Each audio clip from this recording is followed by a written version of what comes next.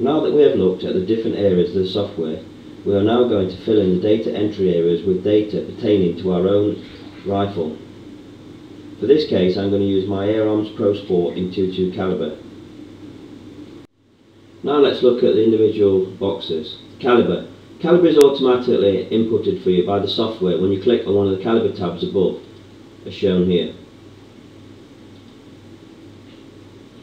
The next two boxes, weight pertaining to your pellet weight and BC standing for ballistic coefficient, will also be filled in for you automatically if you pick a pellet from the inbuilt pellet database.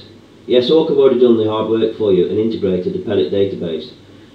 To find this database, you simply click on File, Pellet Database, and then Open. There's there two pellet databases. You can click on any and then click Open, like so. You'll now be given the database with 126 records in. You now need to find the pellet that suits your rifle best, so you can scroll up. I like to use Air Arms Fields, so I'll just scroll up to find Air Arms Field and click on it.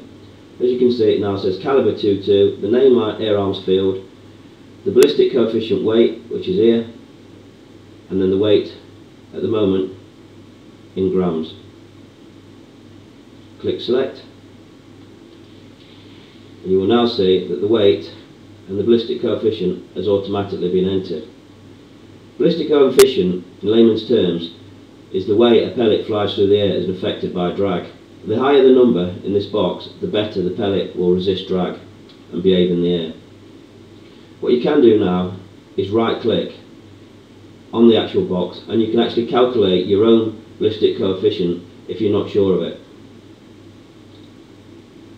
Next, muzzle velocity. Muzzle velocity is something you have to enter yourself, and this can be done by either you chronographing your rifle yourself using something like an F1 chronic, or going to a gun shop or a gun club and asking someone there to do it for you. It can either be put in meters per second or feet per second if using imperial. If you're given an energy, you can put an energy in joules in or foot pounds, and it will do the same thing. Right, I know the muzzle velocity of my Air Arms Pro Sport in .22 caliber, 173.6 meters a second, or 570 feet per second if using imperial. I'll enter that now and press enter. Next, zero range. I'll miss out this for a minute, as I would like to show you a very nice trick that the software will do for you in regards to showing you your best and ideal zero range. This is for your own rifle scope combination. This can be entered either in meters or in yards. Scope height. This is the vertical distance between your scope centre point and the centre of your barrel at your muzzle. This can be entered in either centimetres or inches. By right clicking on the white box, you will get a menu appear with some standard sizes, like so. You can either use one of these standard sizes, or you can carry out the following procedure.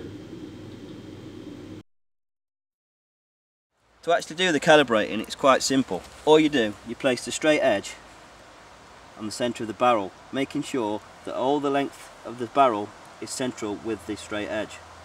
Using the measuring tool, I then open it slowly, making sure that one of the edges, the left hand edge, to me, stays central with the scope reticle, while the right hand edge, one closest to you, is level with the ruler.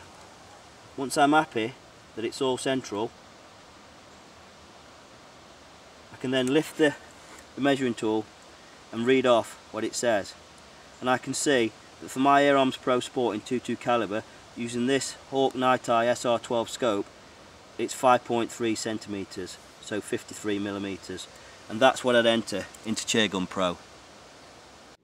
Now that we know that my scope height is 5.3 centimetres above the centre of the barrel, I'll enter that in now, the scope height box, and press enter.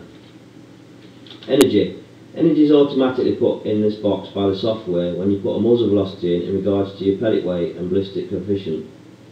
You can also right click and either pick air pistols or air rifles out to a maximum of 12 foot-pound if need be. Clicks and MOA. This is where you set up your own individual scope. Simply right click on and the drop down box appears. I know that one click on my turret equates to 1/4 inch at 100 yards, so I'll leave it, but you can just pick any and change it whatever suits your own rifle scope combination.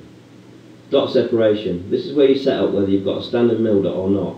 Right click and either use standard or calculate new. If you're not sure whether you've got a standard mill dot, look at the packaging and the instructions what came with your scope. Also, you can try a Google search for your own scope, make and model. Laser height. This is the vertical distance between the centre of the barrel and the centre of the laser beam.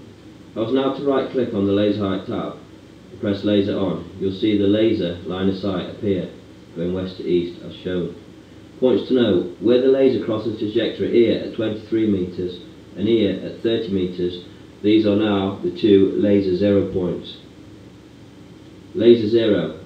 You can play with the laser 0 to adjust the laser's points where it crosses the trajectory.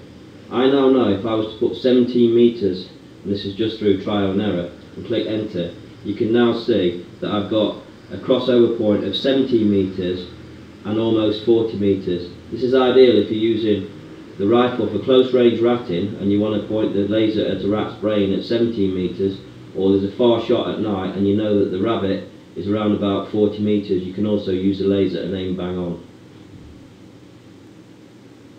Next, magnification, and this is pertinent to your scope's magnification. I like to shoot at around about times 14, so I'll put 14 in there and press enter. Incline. This is where you tell the software whether you're going to be shooting along the horizontal plane, i.e. parallel to the ground, or up in a tree on an incline. Range. By right clicking on range, you can pick the maximum range that you'd like the table or the graph to produce data for. I'll now click on 50 metres and you'll see the graph change. Start. This is the start point that you want the data to be produced for the graph or the table. If I was now to put 10 metres in there and press enter, you can now see that 10 metres is a start point on the graph. To go back, just go right click and set as 0. Next, kill zone. Kill zone and zero range work hand in hand. That's why I skipped zero range earlier on. In the UK, we have a kill zone of 2.5 centimetres maximum, and maximum is the key word. I click enter and you can see now that trajectory comes out the 2.5 centimetre kill zone over these points. To actually change that, I can now right click on zero range and optimise my zero range. The computer has now automatically changed my optimum zero range to 26.7 metres to stay within the kill zone. If I want to make that kill zone smaller to 2 centimetres and press enter, you can see again that the trajectory just leaves the kill zone over these points. If I now go and right click and optimise again, it's saying that my best range for zeroing is 25.7 metres.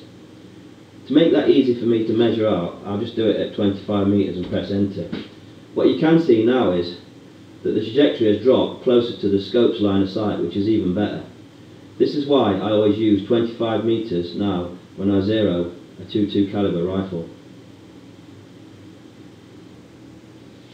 Taking a look now at the green point blank range line shown here at the bottom of the screen, you can see that the trajectory shown here now stays within the kill zone from 8.5 to 28.2 metres. This is a very handy tool to use, and it means that I can only be a maximum of 1 centimetre each side of the scope line of sight between them ranges. Try this with your caliber and see if your zero range changes. We're now going to look at the last 4 boxes. BC total. Right click and you can put whether using match grade pellets, quality pellets or other. I always use match grade pellets. You can see the percentage now drops. MV total in percentage. This is where you tell the software what sort of rifle you're using, either a quality Springer or a regulated PCP with sorted pellets, which I am, so I'll click that.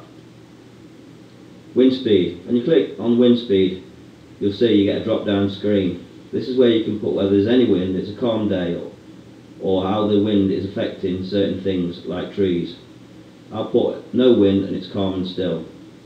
And the last box is wind angle. Right click on and you can put from which direction the wind is blowing. I'll put no change.